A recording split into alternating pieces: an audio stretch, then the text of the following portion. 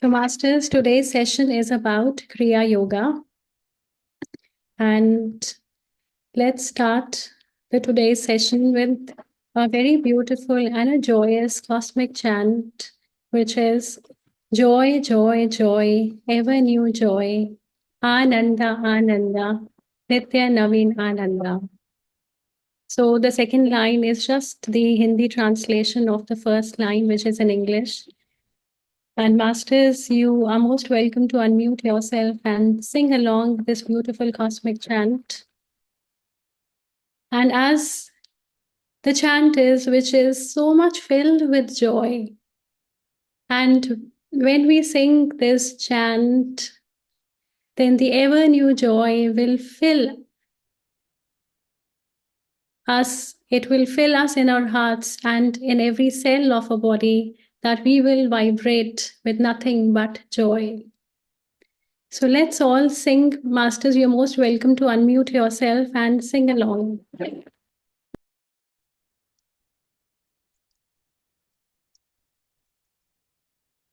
Joy, joy, joy, joy, ever new joy, joy, joy, joy, joy, joy, ever new joy, joy, joy, joy, joy, joy, ever new joy, joy, joy, joy, joy, joy, ever new joy, joy, joy, joy, joy, joy, ever new joy, joy, joy, joy, joy, joy, ever new joy, joy. Joy, joy, joy, joy, ever new. Joy, joy, joy, joy, joy, joy, ever new. Joy, joy. Ananda, Ananda, Nitya Navinananda. Ananda, Ananda, Nitya Navinananda. Ananda, Ananda, Nitya Navinananda. Ananda, Ananda, Nitya Navinananda. Joy, joy, joy, joy, ever new. Joy, joy, joy, joy, joy, joy, ever new. Joy, joy, joy, joy, joy, joy, ever new. Joy, joy, joy, joy, joy, joy, ever new. Joy, joy, joy, joy, joy, joy, ever new. Joy, joy, joy, joy, joy, joy, ever new. Joy, joy. Let's keep our eyes closed, Masters, for a couple of moments, and let's these joyous vibrations that this cosmic chant has created sink into us.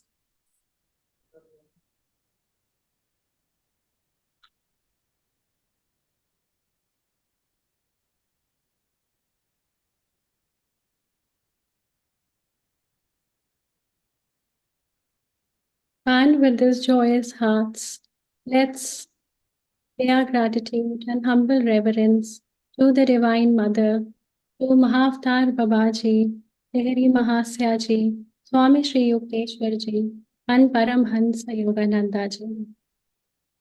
We may all live our lives with this eternal joy, irrespective of the external surroundings, irrespective of the external circumstances.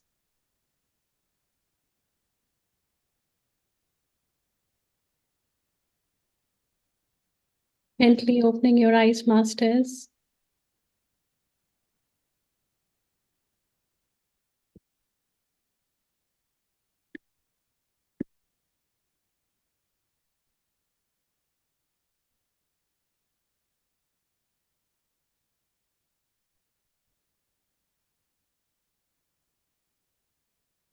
Okay, so Masters, we will be talking about Kriya Yoga today.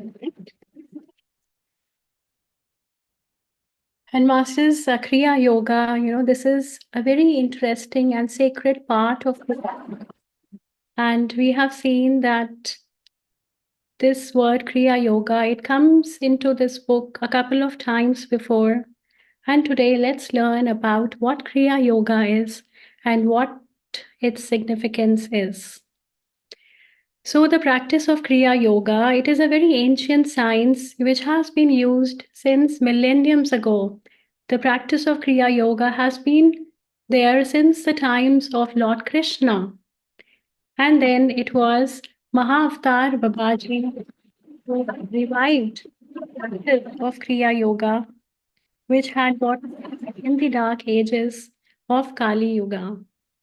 And we know that Babaji gave the Kriya Yoga initiation to Lahiri Mahasya.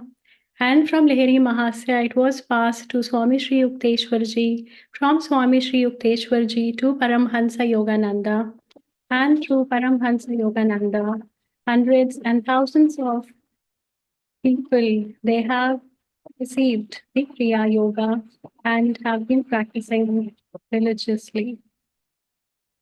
And while Babaji he was giving the Kriya Yoga initiation to Lahiri Mahasya, then he said that it is the revival of the same science that Lord Krishna gave millenniums ago to Arjun and was later known to Patanjali and Christ to St. John, St. Paul, and other disciples.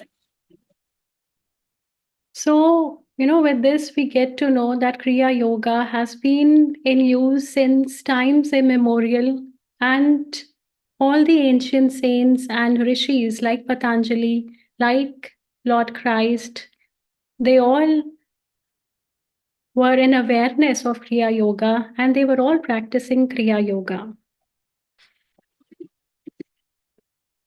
And in the Bhagavad Gita, Kriya Yoga has been used twice. So the first time when Kriya Yoga has been referred to in Bhagavad Gita, it is, and I quote, offering the inhaling breath into the exhaling breath and offering the exhaling breath into the inhaling breath, the yogi neutralizes both breaths. Thus, he releases prana from the heart and brings life force under his control. And the second time when Kriya Yoga has been referred to in Bhagavad Gita, it is that meditation expert or Muni becomes eternally free who, seeking the supreme goal, is able to withdraw from external phenomena by fixing his gaze within the mid-spot of the eyebrows and by neutralizing the even currents of prana and apana within the nostrils and the lungs, and to control his sensory mind and and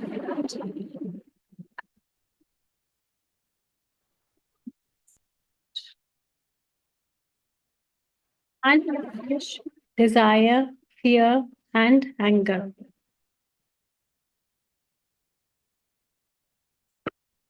So, Marcus, these are the two times when Kriya Yoga has been referred to in the Bhagavad Gita. And now, Masters, we all know that we have been given this physical life to neutralize our karma, to work out our karmas. And what happens is that when we are repaying our karma, which we may have done in this lifetime or in any of the previous lifetime, any good or bad, we have to reap its results. It's not that we just reap the bad that we did, but any good deeds also we did, we also have to reap its good benefits. So now during this process, when we repay our karma, then in this process, we're also creating new karma. So what is happening as a result is that we are getting stuck into this vicious cycle of karma, into this vicious cycle of birth and death. And now, if we have to come out of this karmic cycle, then we have to do something different. We have to do something extra. And we know that since we are living in this world of duality, so if something like Kriya, if something like karma exists, then there has to exist something to counter that karma. And therefore, the divine has bestowed us the technique of Kriya Yoga, through which we can hasten our soul's evolution, through which we can come out of this karmic cycle of birth and death. So, masters, if we look at the karma, then we know, that there are three ways by which we can pay back our karma. First is that if we have done something wrong to anyone in this lifetime or any of the previous lifetime, then we also undergo that wrong. And when we undergo this, then we suffer pain, we endure suffering. And the second way is that when the karma hits us back, then we transform ourselves, that is, we vibrate at a different frequency level, which gives out the vibrations of compassion, which gives out the vibrations of love and kindness. That when that karma hits us back, then its intensity, its ferocity would not be the same as we had given it out at the first place. But then both of these processes, they are very time consuming in the sense that it takes hundreds and hundreds of years for us to actually neutralize our karma. And both of these processes, they also involve a lot of pain and suffering for us to endure. And the third way is the path of Kriya Yoga, with which we can come out of that suffering, with which we can come out of that pain. We all are meditators, and we know that how meditation, it helps us in settling our karmic account, and Kriya Yoga is also another form which has been bestowed to neutralize this karma. So, masters, now if we talk about Kriya Yoga, then Kriya Yoga, it comes from two words, which is Kri and Yoga. So, Kri means to act, to do, action, that is. And Yoga is union. So, Kriya Yoga means union with the infinite through a certain action or a certain set of technique.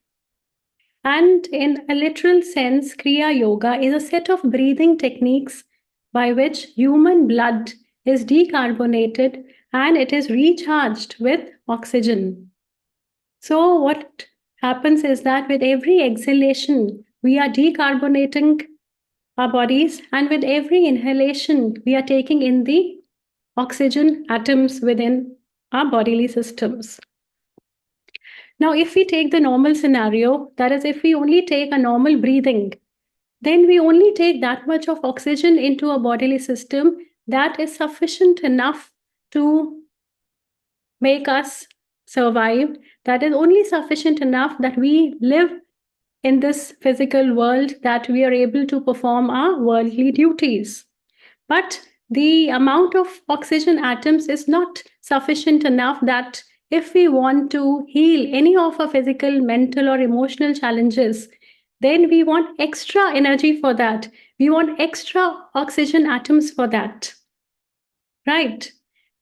So, with the practice of Kriya Yoga, we are bombarded with the oxygen atoms in abundance, that we are easily able to come out of any of our physical, mental, or emotional challenges, and we are able to evolve on our spiritual path.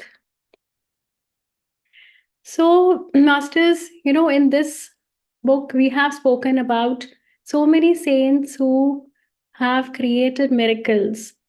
So these miracles, they are for us because we don't have that potential to create miracles. But for them, it is a very normal affair. It is very usual for them. Why? Because they know how to make use of that power which they have within them, which they have been practicing over the years.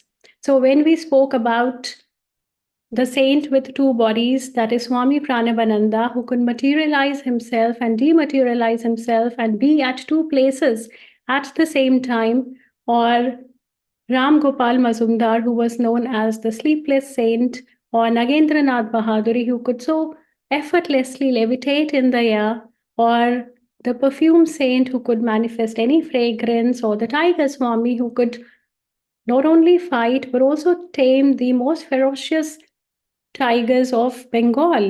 How were they able to have so much of energy into their bodily systems that they were able to achieve this incredible feat?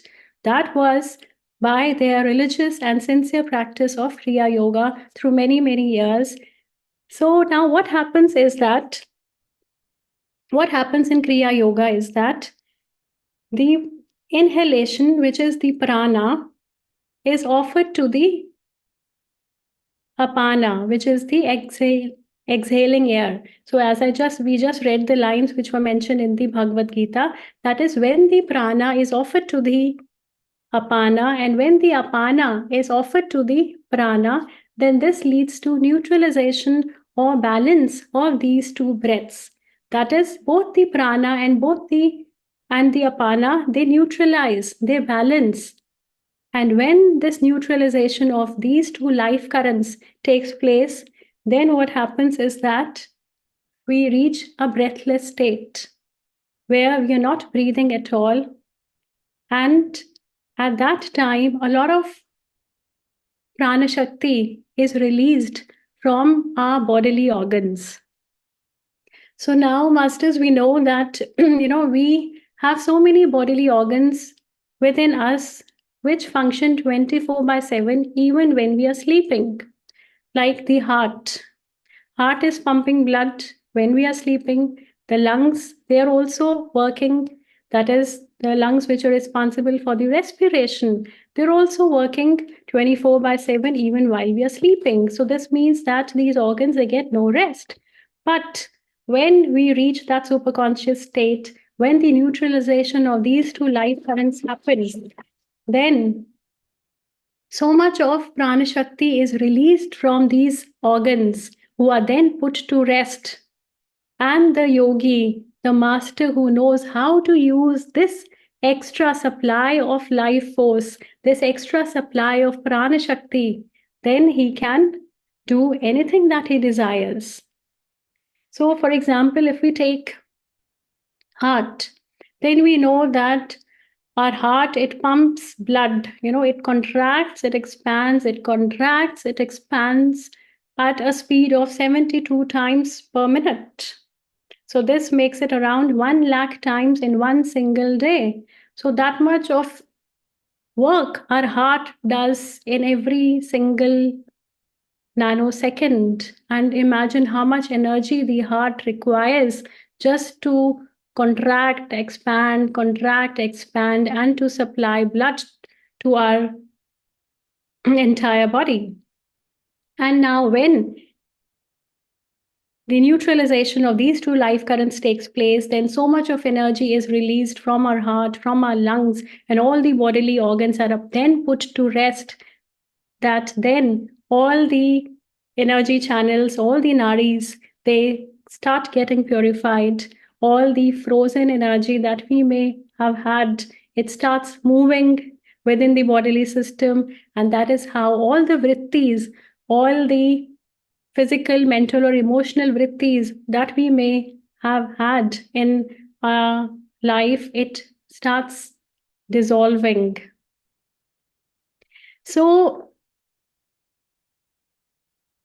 this is how Kriya Yoga, it is so much beneficial in making us aware of our true selves, in making us live our life, that we are able to hasten our spiritual path, that we are able to reach that divine, that source from which we came, without much suffering, without much pain. So, masters, this was a bit about Kriya Yoga.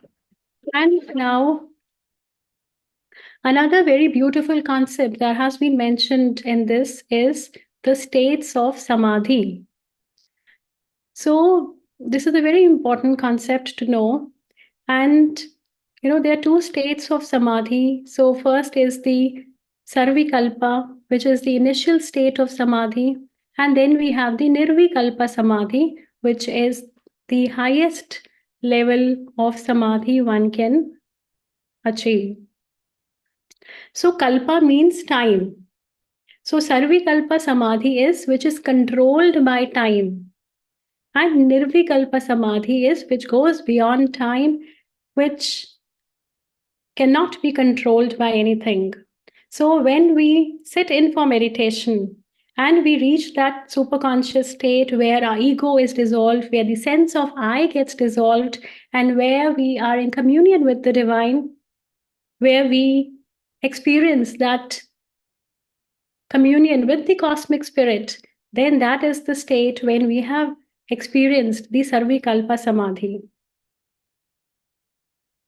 But the thing is that when we come out of the meditation, then we are back into this physical world, we are back into the world of duality. And in order to experience that cosmic bliss, we again have to sit in for meditation, we again have to go into that state of super consciousness to experience that divine bliss. And having practiced Sarvikalpa over time, and then the yogi, then the meditator, he gets so much of energy within him that he is able to remain in that state of cosmic bliss even when he's not meditating. So it doesn't matter that if he's meditating or not, as his state of samadhi has gone now beyond time. It has gone beyond sarvikalpa. So for that person to attain that cosmic bliss, he experiences that cosmic bliss in every single moment of his life, even when he's walking, talking, sleeping, eating, he's doing his worldly chores. So this means that he's of the world, but he's not affected by the world. So all the masters that like Paramahansa Yogananda, Swami Sri Yukteswar ji, Lahiri Mahasya ji, Ramana Maharishi, Ramakrishna Paramhansa, or Swami Vivekananda, they all had attained the state of Nirvikalpa Samadhi, which is the highest state, which meant that they were in the state of inner bliss every moment, irrespective of whether they were meditating or not. So, Masters, this was about the state of Samadhi. And let's go a bit forward with our book. And now let's talk about Yogananda when he founded a yoga school in Ranchi. So now, Masters, if you have your book, you can open chapter number 27, page 246. So in this, it says that when Yogananda, he was about to enter the Swami order, that is when he was about to become a monk, then Swami Sri Yukteswar, just to test him, he asked that, do you not agree that the family man engaged in useful work to maintain his wife and children thus plays a rewarding role in God's eyes? So what Swami Sri Yukteswar is saying that, he's just testing Yogananda that before he embarks on this journey to become a monk, he's testing that if he has any little tendency left in him that he wants to also walk the path of an ideal householder, of getting married, of getting children. So, listening to these words, Yogananda, he protested in alarm and he said to Swami Sri Yukteswar that you know that my desire in this life is only for the cosmic beloved. And Swami Sri Yukteswar, he laughed so merrily, and with this, even Yogananda, he realized the purpose of Swami Sri Yukteswar asking this question. It was just to test him if Yogananda's love for God was true, if he is put in for a little bit temptations, then he gives in to those temptations or not. And then Swami Sri Yukteswarji, he said such beautiful and he said such profound words. So he said that he who rejects the usual worldly duties can justify himself only by assuming some kind of responsibility for a much. So, these words of Swami Sri Yukteswarji, they reflect that now Yogananda, he is not assuming the responsibilities of being an ideal householder, of not getting married, of not getting children. So this means that now he has to assume responsibilities of a much, much larger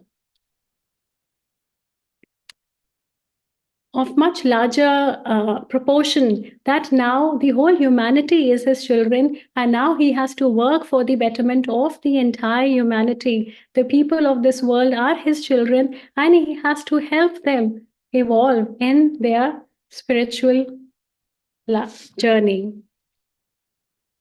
So, masters, we know that Yogananda, he was quite averse to the formal education system right from the very beginning.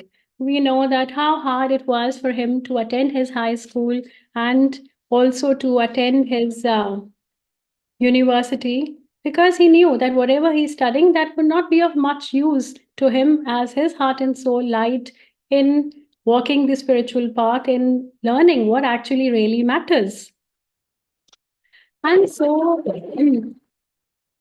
so because we know that Yogananda, he laid utmost significance to the moral values, to the ideals, and to getting this knowledge that what actually makes one really happy, that what is most important in life, where the actual happiness of people lie. So Yogananda was actually interested in the core of life, in the essence of life, and not things which laid on the periphery. And so, therefore, Yogananda, in the year 1918, he established a boys' school which was known as Yogoda Brahmachari Vidyalaya in Ranchi. And, it started with just a handful of boys, but in no time, this school, it attracted hundreds and thousands of students, and hundreds and thousands of students, they yearned to be a part of this school.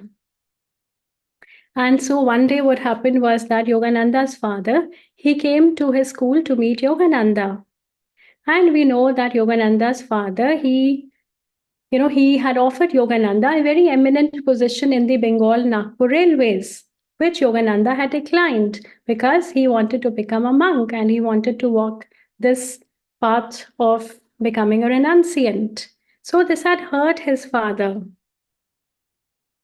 But after seeing Yogananda so happy with all the boys surrounding him and with Yogananda imparting the education and knowledge as a father does to his children, then Yogananda's father, he felt so elated, and he said to Yogananda that I had only 8 children, but I can feel for you. These are such a beautiful lines which Yogananda's father said, that I had only 8 children, but I can feel for you. And he finally said that he has now reconciled with the choice that Yogananda has made in his life, and he had realized that Yogananda, he truly belongs here.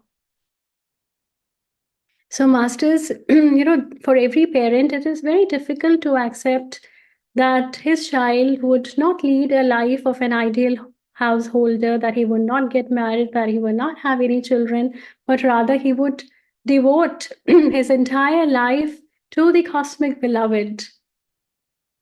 But Yogananda's father, he had finally accepted this truth, and he understood the deeper realities that children, they come through their parents and not from them, that each child has his own purpose to fulfill, which is in accordance to the blueprint that has been laid by his highest self. Just give me a moment.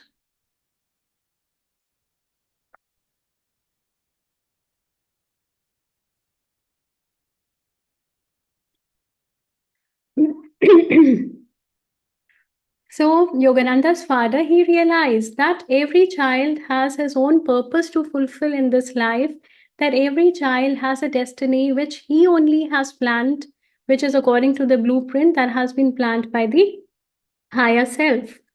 And that as a parent, one should let go of any attachment that binds the child. And they are very beautiful lines where it's back. And they say that your only obligation in any lifetime is to be true to yourself. So, by following this yoga path, by following the path of becoming a renunciant, Yogananda was being true to himself. Yogananda was walking the path for which he had incarnated on this physical earth. So, going forward, as we will learn that Yogananda was put into this earth so that he can go to the West, so that he can impart the spiritual knowledge to the people of the West. Because we know that people in the West at that time, they were completely oblivious on what communing with the divine means, on how to lead a life which is not concentrated in the material world, but also on how to see the other side of the life, which is more important. And so, we will see that how their prayers, they had incessantly prayed to the divine that they need somebody to guide them. And we will learn that how these prayers were answered by Mahavatar Babaji. And so, all see this, the cosmic play. All so Mahavatar Babaji had placed Yogananda so that one day he would go to the West and impart these teachings, and how Swami Sri Yukteswar Ji was made his guru so that he could train him and he could make Yogananda ready to do this sacred work. So let me share my slide with you. And we know that Masters is a very beautiful poem on children by Khalil Gibran, and I'll just speak a few lines on those. So, this very beautiful poem by Khalil Gibran says that your children are not your children, they are the sons and daughters of life's longing for itself. They come through you, but not from you. And though they are with you, yet they belong not to you.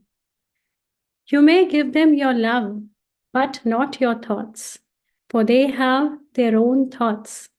You may house their bodies, but not their souls, for their souls dwell in the house of tomorrow, which you cannot visit, nor even in your dreams. You may strive to be like them, but seek not to make them like you, for life goes not backward, nor tarries with yesterday.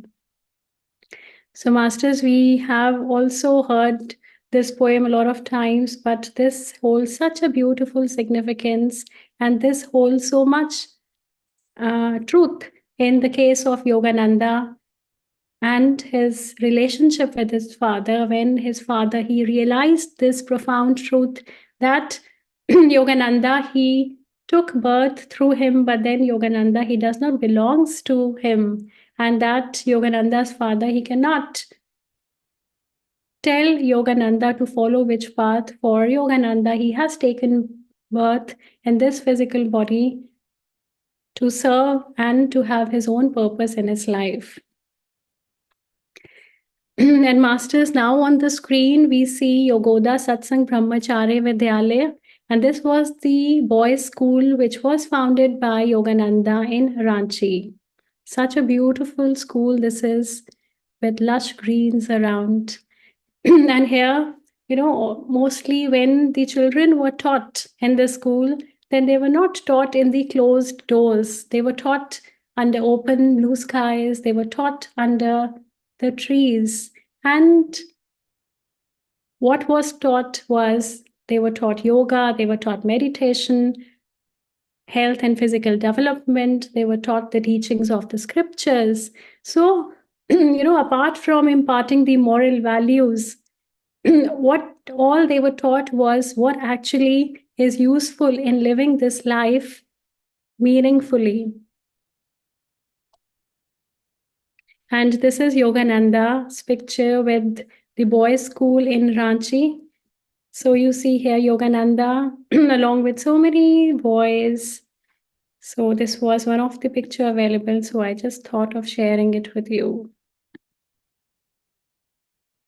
So masters, this was it for today. And we learned today about Kriya Yoga, about the states of Samadhi, and about Yogananda founding a boys' school, that is Yogoda Brahmacharya Vidyalaya in Ranchi in the year 1918. So I open this platform for you all.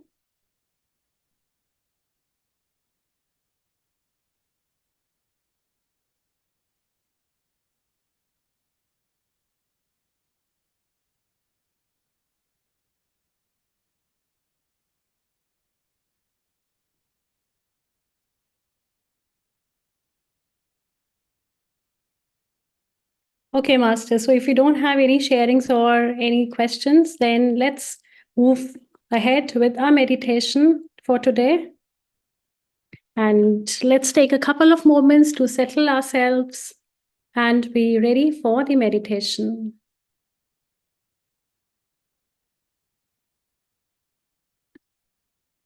So, Masters, take a comfortable position. Take off your glasses if you're wearing one.